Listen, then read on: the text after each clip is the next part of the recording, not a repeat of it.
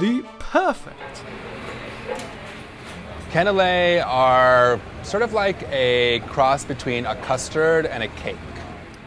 The perfect canelé is all about a contrast of textures. Firm, crunchy outside that should have this crackle when you bite into it and have this fantastic custard interior.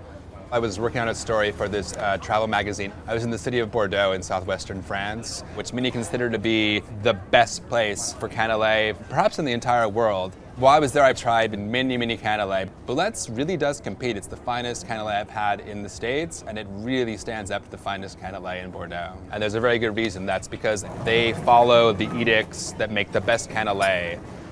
We were in Paris, and the first time we ever had a canelé was at Larder. Texture, the color, the form, I was just smitten. So the way we begin is by scalding some milk with vanilla, and we pour that over the top of some very cold butter. We allow that to cool. Then we actually combine that with eggs, and we form a batter by then combining with some flour, a bit of sugar, and some rum. And that batter is allowed to rest for quite a long period of time. So the process doesn't go from start to finish in one day. And the resting process makes the dough much more supple, and it allows for that contrast of texture on the interior to form. The only way to achieve the texture of an ideal canelé is to have the right molds. Predominantly in pastry shops, they use silicone or some other kind of plastic. It's easy to produce, but it's cheating. There's no textural contrast whatsoever. At Boulettes, they use copper because copper is a fantastic heat conductor, so you get that fantastically crispy, crunchy exterior. We brush the insides of the molds with a mixture of butter and melted beeswax. That's a very important element in Canelé Bordeaux because it forms the crust.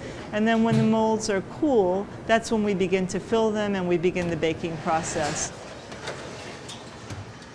Even temperature is important. We know our oven quite well, and we know how to move those things around just right so they get the right heat.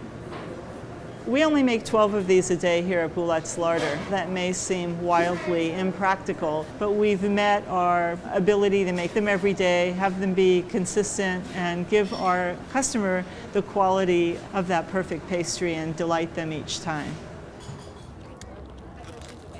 They're strangely crunchy at first if you're not used to having a really good canelé. And you can see the difference between the paleness of the inside and the burnished, crunchy exterior. That lovely floral sweetness of vanilla and a little bit of the rum coats through your mouth when you eat it. And at the bottom, you can see a little bit of the beeswax. It's not waxy in an unappetizing way. All it gives is this nice sheen and this fantastic mouthfeel.